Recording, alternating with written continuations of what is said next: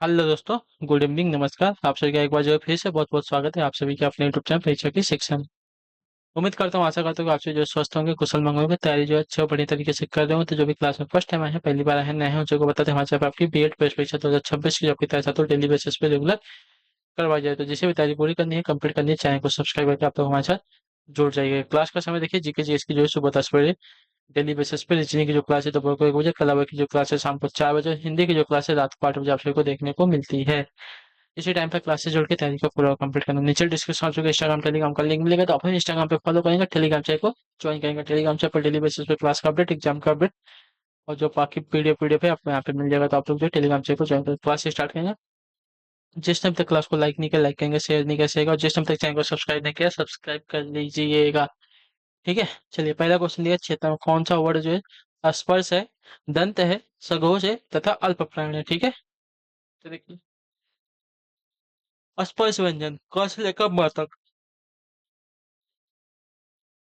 स्पर्श व्यंजन क्या होते हैं? क से लेके म तक। दंत में बात करें तो त से लेके न तक। ठीक है, अब सघोष।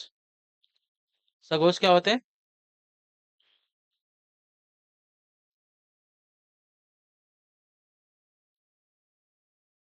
वर्ग का। ठीक है, तीसरा चौथा या तो पांचवा व्यंजन होना चाहिए। ठीक है, सघोष वर्ग। त के बाद तो त और थ तो होंगे नहीं। ठीक है, त और थ तो होते नहीं, ध और न बचे। ठीक है, तथा अल्प प्राण बोला है। तो अल्प प्राण में क्या होता है? तो अल्प प्राण में आपका होता है तीसरा, पहला और तीसरा होता है ना। अल्प प्राण आपका पहला और तीसरा वर्ड होता है। ठीक है, तो यहाँ पे आपका तीसरा कॉमन आ रहा है, तीसरा कॉमन आ रहा है, तो तीसरा आपका क्या होता है? त थ थ द ध न। पहला तो कट जाएगा, दूसरा कट जाएगा। ठीक है, क्योंकि ये अघोष है, सघोष नहीं है। ठीक है, उसके बाद अल्प प्राणी की बात करें तो दूसरा पहला और तीसरा अल्प प्राण होता है, यानी कि द हमारा जो है आंसर आ जाएगा यहाँ पे। ठीक है, तो ऑप्शन नंबर जो सी दिया गया है, हमारा सही उत्तर होगा द। थ हमारा महाप्राण है, ध हमारा महाप्राण है। ठीक है, दूसरा और चौथा हमारा महाप्राण होता है, पहला और तीसरा हमारा अल्प प्राण होता है। ठीक है, न हमारा पंचमाक्षर है। चलिए, उपसर्ग रहित शब्द कौन सा है? उपसर्ग रहित शब्द कौन सा है? विहार, विचार, विकार, वित्तीय। तो यहाँ पे वित्तीय जो हमारा दिया गया उपसर्ग रहित शब्द है। उपसर्ग मतलब जो शब्दांश के प्रारंभ में लगकर शब्द का अर्थ बदलने का कार्य करते हैं, उसको उपसर्ग कहा जाता है। ठीक है, तो यहाँ पे उपसर्ग आपका वित्तीय में उपसर्ग नहीं है। ठीक है, विहार, विचार, विकार में हमारा उपसर्ग लगा है वी। चलिए, 78 है। एक राम घनश्याम हित चातक तुलसीदास, उपयुक्त पंक्ति में कौन सा अलंकार है? एक राम घनश्याम हित चातक तुलसीदास, उपयुक्त पंक्ति में कौन सा अलंकार है? तो यहाँ पे अलंकार की अगर बात करेंगे तो यहाँ पे जो है आपका रूपक अलंकार है। ठीक है, ऑप्शन नंबर जो ये दिया गया आपका राइट आंसर हो जाएगा। क्लियर सही को, जहाँ उपमेय उपमान को एक मान लिया जाए वहां आपका रूपक अलंकार होता है। यहाँ राम रूपी घनश्याम यानी कि मेघ में एक रूपता जो है दर्शाई गई है। तो ऑप्शन नंबर जो ए दिया गया है राइट आंसर। अगले क्वेश्चन को देखेंगे, आपका 79 79 नंबर। जिसकी कोई उपमा न दी जा सके, इसके लिए एक शब्द क्या होगा? तो जिसकी कोई उपमा न दी जा सके, इसके लिए एक शब्द आपका अनुपम हो जाएगा। ऑप्शन नंबर जो ए दिया गया है आपका राइट आंसर होगा। ठीक है, क्लियर है। चलिए अगले क्वेश्चन को देखेंगे, आपके सामने 80 नंबर। इनमें से अशुद्ध वर्तनी वाला शब्द कौन सा है? ठीक है, अशुद्ध वर्तनी वाला शब्द कौन सा है? तो देखिए, अशुद्ध वर्तनी आपका हिरण्यकश्यपु, इसकी वर्तनी अशुद्ध है। चरमोत्कर्ष की वर्तनी शुद्ध है, वाडम्या की वर्तनी शुद्ध है, पुनरुत्थान की वर्तनी शुद्ध है। ठीक है, लेकिन हिरण्यकश्यपु की जो वर्तनी दी गई है आपकी अशुद्ध दी गई है। ठीक है, इसकी शुद्ध वर्तनी की अगर बात करें तो देखिए, हिरण्य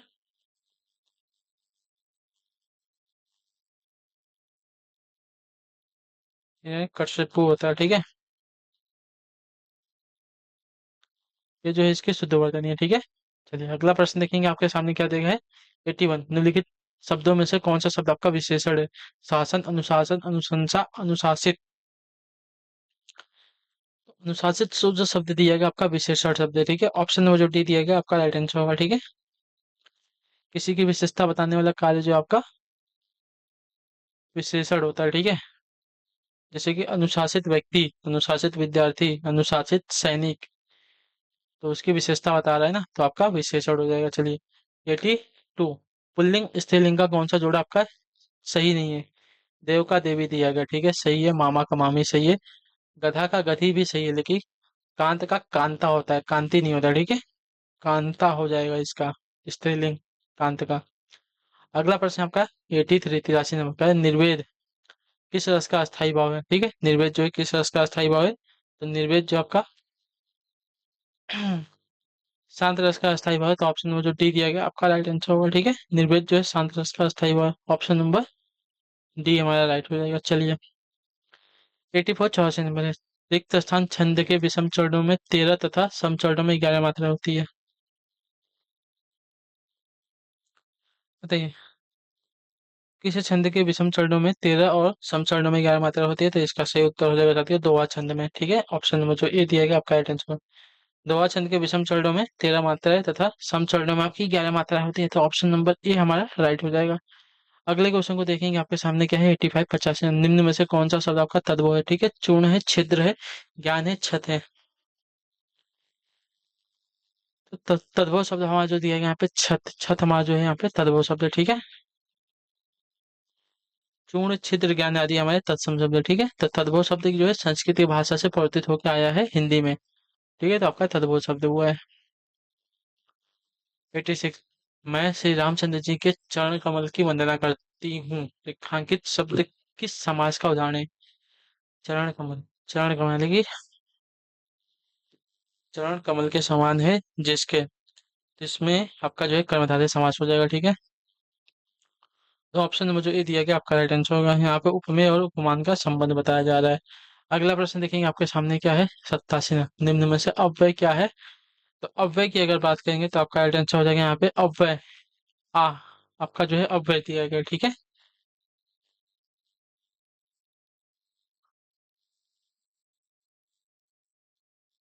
विस्मयादि सूचक अव्यय हो जाएगा, ठीक है। चलिए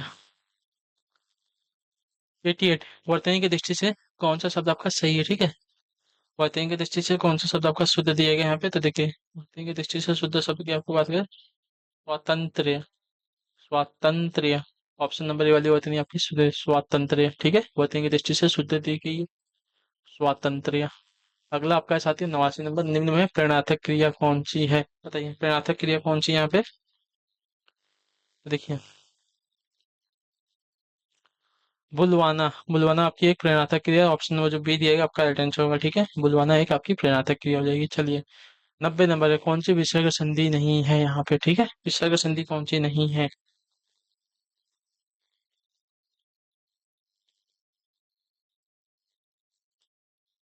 कौन सी विसर्ग संधि नहीं है? तो शिरोमणि, सिरा मणि हो जाएगा। मनोयोग मनः योग बहिष्कार बहि धनकार हो जाएगा। संतोष, समधन तोष, ठीक है, समधन तोष। तो आपका विसर्ग संधि नहीं है, ठीक है। तो ऑप्शन नंबर जो आपका सी दिया गया आपका राइट आंसर हो जाएगा, ठीक।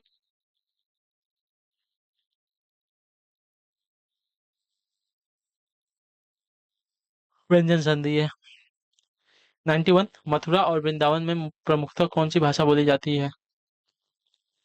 तो मथुरा और वृंदावन में प्रमुखतः जो है ब्रज भाषा बोली जाती है, याद रखिएगा, ठीक है। ऑप्शन नंबर जो बी दिया गया राइट हो जाएगा। चलिए 92 बाद में निम्न में से संयुक्त वाक्य कौन सा है? संयुक्त वाक्य की बात कर रहे हैं, कौन सा हो जाएगा? वह आदमी मुझे बुलाता है, सरल वाक्य, ठीक है। नौकर मालिक बन गया, सरल वाक्य। बुरा न मानो तो एक बात कहूँ, ये भी आपका सरल वाक्य है, ठीक है।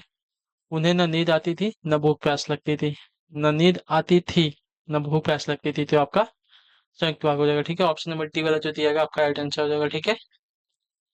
दो वाक्य जोड़ के एक वाक्य बन रहा है यहाँ पे, तो संयुक्त वाक्य हो जाएगा। चलिए इनमें से बहुब्रीहि समास कौन सा है?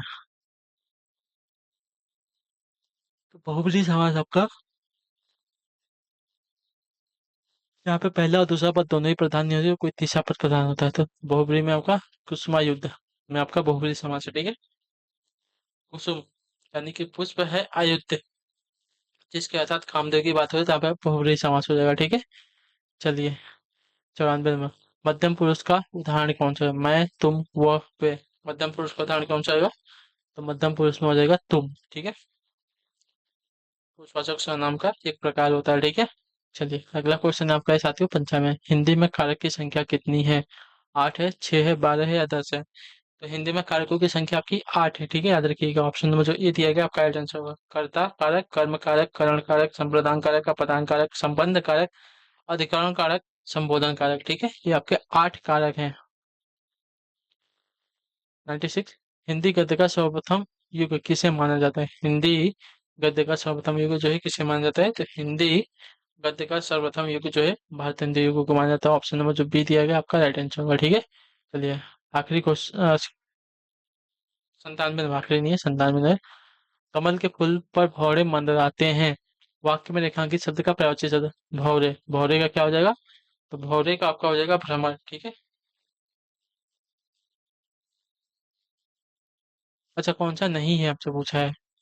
कौन सा नहीं है ना? तो जलज। जलज आपका जो है कमल का प्रवाची है। ठीक है। मधुकर, मधु, भ्रमर आपके भौरे के प्रवाची है। ठीक है। चलिए जलज जो है आपका कमल का प्रवाची है, भौरे का प्रवाची नहीं है। चलिए। सीता ने कहा था, 98 में, यह वाक्य किस काल में? सीता ने कहा था, सामान्य भूतकाल, अपूर्ण भूतकाल, संदिग्ध भूतकाल या पूर्ण भूतकाल? तो सीता ने कहा था, यह क्या हो जाएगा? तो सीता ने कहा था यह वाक्य जो है पूर्ण भूतकाल का है। ठीक है, पूर्ण भूतकाल का है। ऑप्शन नंबर जो डी दिया गया आपका राइट आंसर होगा। ठीक है, क्योंकि इसमें क्रिया काफी पहले समाप्त हो चुकी थी। 99। निम्नलिखित में से कौन सा शब्द हरि की जगह प्रयुक्त नहीं किया जा सकता है? हरि की जगह कौन सा शब्द जो है प्रयुक्त नहीं किया? मेढक, घोड़ा, सर्प, कामदेव। तो कामदेव जो है हरि की जगह प्रयुक्त नहीं किया जा सकता। ऑप्शन नंबर जो डी दिया गया आपका राइट आंसर। कामदेव जो है हरि का अनेकातिक नहीं है।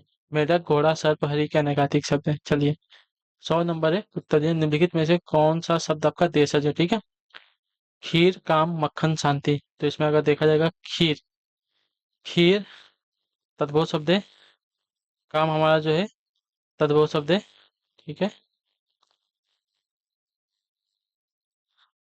शांति हमारा जो दिया गया तत्सम शब्द है। तो मक्खन जो है हमारा एक देशज शब्द है यहाँ पे होगा। ठीक है। तो मक्खन हमारा देशज शब्द है। ऑप्शन नंबर जो सी दिया गया आपका राइट आंसर होगा। क्लियर है? तो इसी के साथ जो क्लास है आज की यहीं पे पूरी होती है। कंप्यूटर से उम्मीद करता हूँ आप सबको क्लास जो अच्छी लगी। पसंद है तो अपने जो फीडबैक है क्लास का नीचे कमेंट में दीजिए। क्लास अच्छी लगी क्लास को लाइक करेंगे, चैनल पे पहले चैनल को सब्सक्राइब करके जाएंगे। आप सभी से हम मिलेंगे आपकी अगली क्लास में। तब तक के लिए टाटा बाय बाय, जय हिंद, जय भारत। आप सभी का क्लास से जुड़ने के लिए बहुत बहुत ही धन्यवाद साथियों।